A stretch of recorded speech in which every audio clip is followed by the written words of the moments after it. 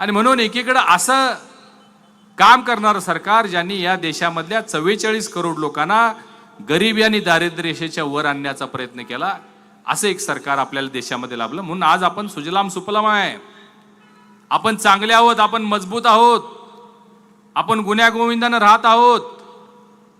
तुम्ही या कोविडच्या नंतर देशभरातल्या जगभरातल्या ज्या परिस्थिती बघितल्या, आपल्या लांब जायला नको. आपल्या शेजारी असणारं बांगलादेश बघा, श्रीलंका बघा, पाकिस्तान बघा, काय अवस्था आहे, भीषण अवस्था, भयानक अवस्था. अर्थव्यवस्था कोलमडलेली आहे, रोजगार नाही आहेत, उद्योगधंदे बंद पडायला लागलेले आहेत, खाण्यापिण्याचे वांदे आहेत. आपण सगळ्यांनी बघितलं, ज्यावेळी पिठाचा ट्रक यायचा त्या पाठीमागे सगळेजण पाकिस्तानमध्ये धावले जायचे. अतिशय वाईट अवस्था आहे. छोटे छोटे देश आहेत, आपल्या एका राज्या एवढे देश आहेत, परंतु भारतामध्ये ती स्थिती आली नाही. भारत फक्त मजबूतच झाला नाही, तर भारत प्रगती करत गेला आणि आज जगावर राज्य करण्याचं स्वप्न पाहतोय. आणि म्हणून आपल्याला ही निवडणूक युवक मित्रांनो खूप गांभीर्याने घ्यावी लागेल, कारण आपल्या समोर या निवडणुकीमध्ये दोन पर्याय आहेत. एकीकडे असणारी आपली महायुती आणि समोर असणारे महाविकास आघाडीचं सरकार.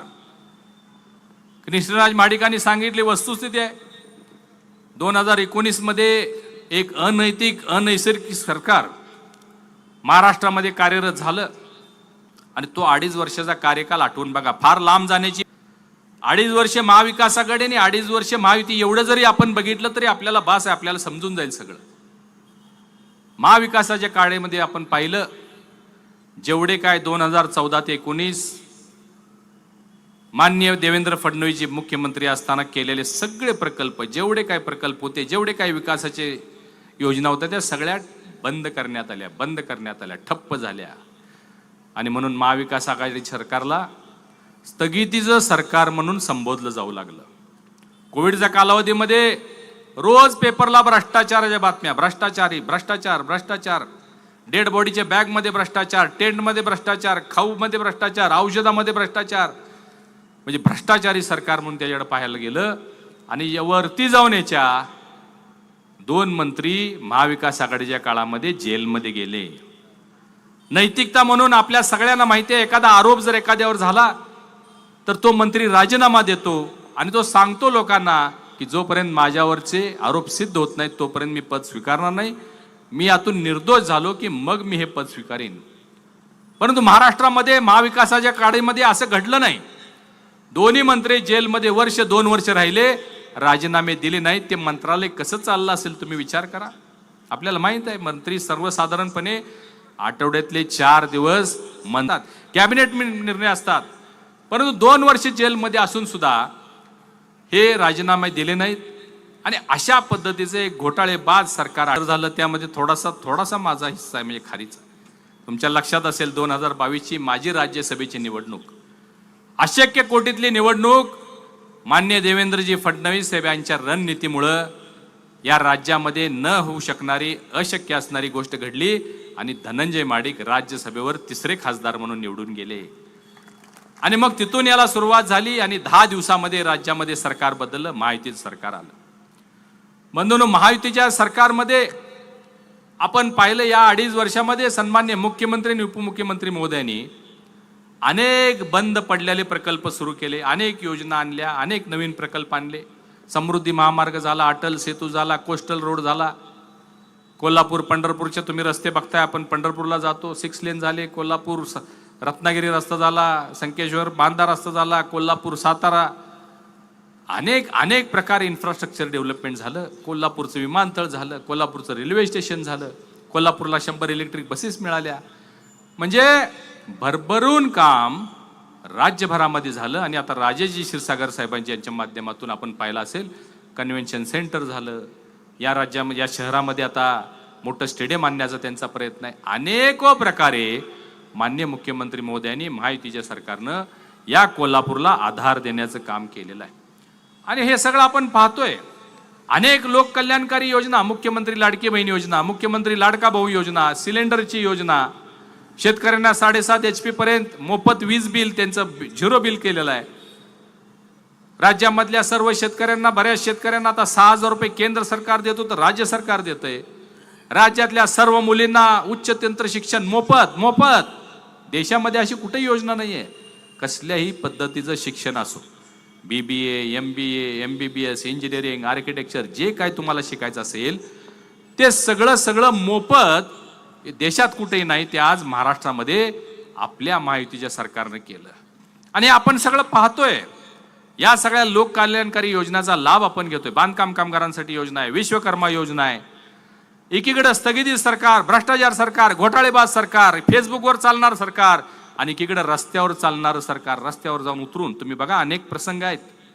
मुंबईजवळ एकदा अपघात झाला, लँडस्लाईड झालं, पूर परिस्थिती, पावसामुळं एक गाव पाण्याखाली गेलं, एक गाव त्या लँडस्लाईड मध्ये गेलं. मुख्यमंत्री महोदय 1 तासामध्ये त्या ठिकाणी पोहोचले होते. 1 तासामध्ये.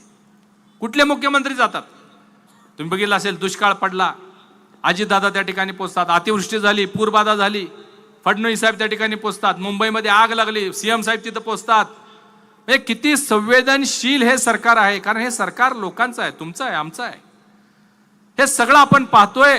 आणि म्हणून आपल्यात एक संघपणे आपण काम करतोय. आणि महाविकास आघाडीमध्ये कसलाही ताळतंत्र नाही. कोण होणार, कसं होणार, पुढे कसं चालणार, उमेदवारी ठरवण्यावरून किती दिवस त्यांचा वाद चालला होता, हे सगळं आपण पाहिलेलं आहे. आणि आता सुद्धा मुख्यमंत्री पदासाठी रेस चालू आहे. प्रत्येक पक्ष म्हणतोय आमचाच होणार. सगळेजण बाशिंग बांधून बसलेले आहेत. लोक संभ्रमित आहेत. काँग्रेसचेच लोक संभ्रमामध्ये आहेत की काय होणार, कोण होणार, तू का मी, एकमेकाचे पाय वडायचं काम चालू आहे. असो, हे आपल्याला सगळ्यांना जाणून घेण्याची आवश्यकता आहे. बंधूंनो, हा महाराष्ट्र कुणाचा हे जर विचारलं तर एक शब्दामध्ये आपण सांगू शकतो की हा महाराष्ट्र छत्रपती शिवरायांचा आहे म्हणून. एक शब्दामध्ये, एका वाक्यामध्ये, दुसरं काय सांगायची गरज नाही. परंतु तुम्ही बघितलं असेल, काही दिवसापूर्वी बावड्यामध्ये छत्रपती शिवरायांच्या पुतळ्याचं उद्घाटन झालं. कुणाच्या हस्ते झालं? काँग्रेसचे राष्ट्रीय नेते राहुलजी गांधी यांच्या हस्ते झाले. आम्हाला काय हरकत नाही, ते त्यांचे नेते आहेत, पुतळा त्यांनी केला, त्यांच्या हस्ते उद्घाटन करायला. परंतु आमचा आक्षेप एवढ्यासाठी आहे की छत्रपती शिवाजी महाराज हे हिंदू, आपलं पण त्याला देव मानतो आपण, हिंदू देवता मानतो आपण, हिंदवी स्वराज्याचे ते संस्थापक आहेत. म्हणजे हिंदूंचा तो राजा असताना ज्या हिंदूंच्या बद्दल राहुलजी अनेक वेळा हिंदूचा अपमान करतात. तुम्ही सभागृहामधलं सगळ्यांना भाषण लक्षात असेल. स्वतः राहुल गांधी सभागृहामध्ये व्यासपीठावर म्हणले की हिंदू म्हणजे हिंसा, हिंसा, हिंसा, हिंदू म्हणजे असत्य, असत्य, असत्य, असं म्हणणाऱ्या व्यक्तीला, म्हणजे हिंदू द्वेषी व्यक्तीला, परवा तुम्ही एका टीव्हीमध्ये बघितलं असेल की स्वतः त्या वर्षा गायकवाड छत्रपतींचा पुतळा त्यांना देत आहेत आणि ती पुतळ्याकडे बघून तोंड इकडे केलं. म्हणजे सातत्यानं छत्रपतींचा अवमान करणाऱ्या व्यक्तीच्या हस्ते त्याचं तिथं शिवरायांच्या पुतळ्याचं उद्घाटन केलं. ठीक आहे, परंतु मला तुम्हाला प्रश्न विचारायचा आहे, राहुल गांधींनी ते पुतळ्याचं उद्घाटन केलं. आपण कधी छत्रपती शिवरायांचा पुतळा बघितला, फोटो बघितला की आपण नतमस्तक होतो, आपण हात जोडतो, आपण मुजरा करतो, आपण नमन करतो. परंतु राहुल गांधींनी बावड्यातल्या उद्घाटन झालेल्या छत्रपती शिवरायांच्या समोर हात जोडलेला फोटो कोणाकडे आहे का हो? पाहिलं का तुम्ही? त्यांनी हात जोडलेले, हात जोडले नाहीत, त्यांनी नमस्कार केला नाही त्यांनी शिवरायांना. अशा व्यक्तींना तुम्ही इथं का आणता? कशासाठी त्यांच्या हस्ते उद्घाटन करता? कशासाठी आपल्या धर्माचा अपमान करता? हा माझा सवाल या सगळ्या व्यक्तींना आहे. बंधूंनो, माझ्यावर सुद्धा गेले काही दिवस ते महिलांचा अवमान केला, महिलांचा अवमान केला, महिलांचा अवमान केला.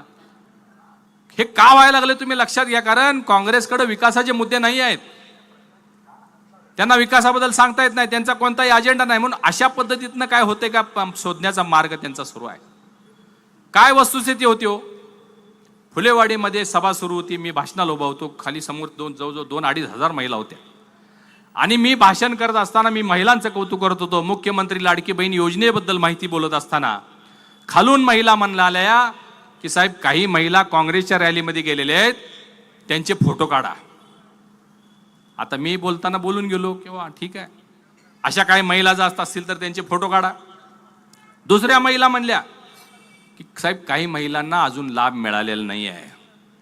मी म्हणलं ठीक आहे, अशा काय असतील तर त्यांची नावं घ्या, त्यांची व्यवस्था आपण करू. परंतु त्या माझ्या व्हिडिओचा असा अर्थ काढला गेला की धनंजय महाडिकांनी महिलांना धमकी दिली, महिलांचा अवमान केला, त्यांचा बंदोबस्त करतो, हे बंटी पाटील म्हणतात. धनंजय महाडिक म्हणतात की महिलांचा बंदोबस्त करतो म्हणले. असं माझं वाक्य आहे का? तुम्ही व्हिडिओ ऑनलाईन आहे, बघा, चेक करा. मी म्हटलं व्यवस्था करू, व्यवस्था करू म्हणजे त्यांना लाभ देण्याची व्यवस्था करू. परंतु त्याचा अपप्रचार एवढा केला सगळा. मला आश्चर्य वाटतंय की काय यांची मला कीव येते की महाडिक परिवाराबद्दल, महिलांच्या सन्मानाबद्दल ह्यांनी बोलावं. याच बंटी पाटलाने कलेक्टर ऑफिसच्या दारामध्ये आपल्या सगळ्यांचा मान सन्मान असणारे छत्रपती शाहू महाराजांच्या सुनेला अर्वाच्याने अश्लाघ्य भाषेमध्ये ते बोलले. दम नाही का, काय काय बोलले, म्हणजे वाटल ते बोलले, म्हणजे आपण बोलू नये एवढा मोठा अपमान केला. बंधूंनो, मी ज्यावेळी बोललो त्याचा तिने अपप्रचार सुरू केला. 1 मिनिटामध्ये मी माफी मागितली, 1 मिनिटामध्ये दिलगिरी व्यक्त केली. तुमच्या लक्षात आहे, मी चॅनलवाले बोलवले, मी चॅनलवाल्यांच्या समोर बोलवलं आणि सांगितले की बाबा चुकून हे हास्य म्हणजे चेष्टा मस्करी सुरू होती आणि या चेष्टेमध्ये हे वाक्य गेलेलं आहे.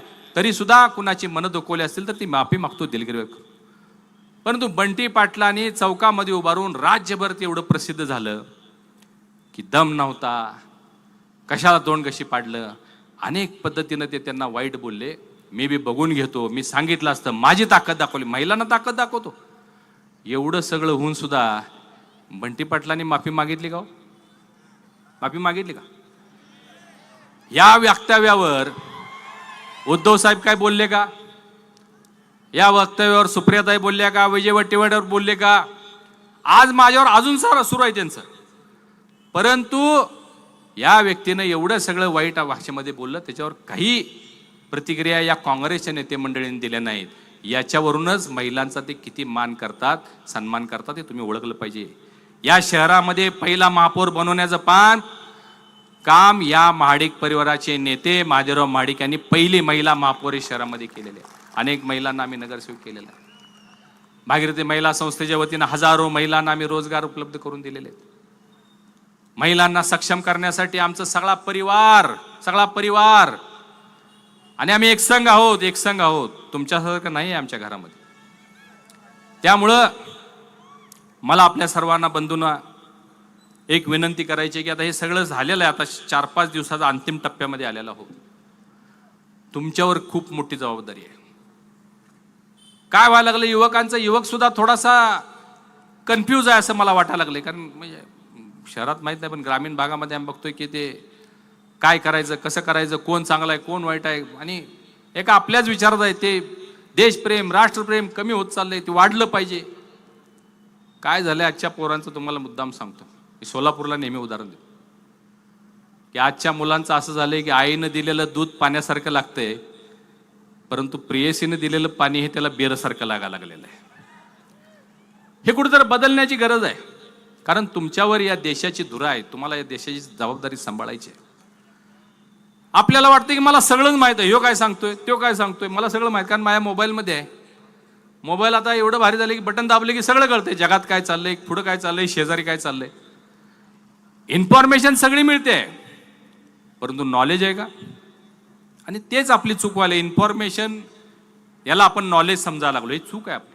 नॉलेज असं येणार नाही. नॉलेजसाठी अभ्यास करावा लागेल, माहिती घ्यावी लागेल, मोठमोठ्या युगपुरुषांची पुस्तकं वाचायला लागतील, सजग राहायला पाहिजे, जागरूक राहायला पाहिजे, समाजामध्ये काय चाललंय समजलं पाहिजे, गोरगरिबांची सेवा केली पाहिजे. समस्या कुठल्या आल्या, अडचण, मला कृष्णराजचं कौतुक एवढ्यासाठी वाटतं की आम्ही त्याला कधीच काय बोललो नाही, पण जसं कळा लागलंय तसं तो या लोकांच्या सेवेमध्ये लागला, गोरगरिबांना मदत करतो, वेगवेगळ्या पद्धतीने मदत करतो. हे बघा, लक्षात घ्यावं लागेल,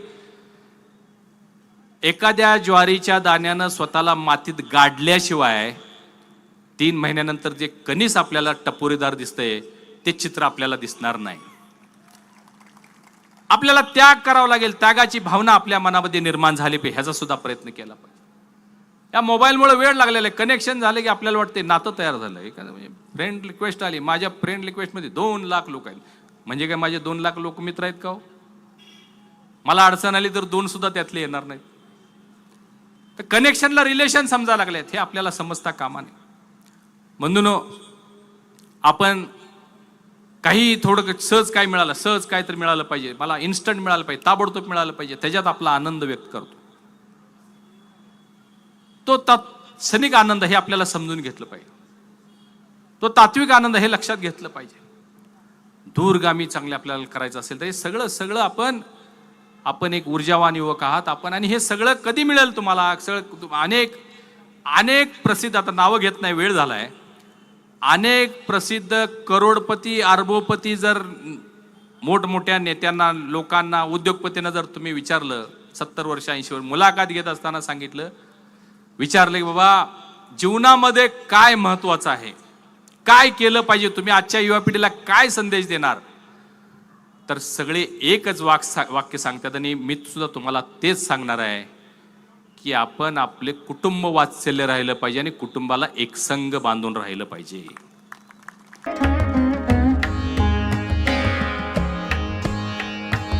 सणासुदीचा आनंद द्विगुणित करा वारणा उत्पादनांसोबत.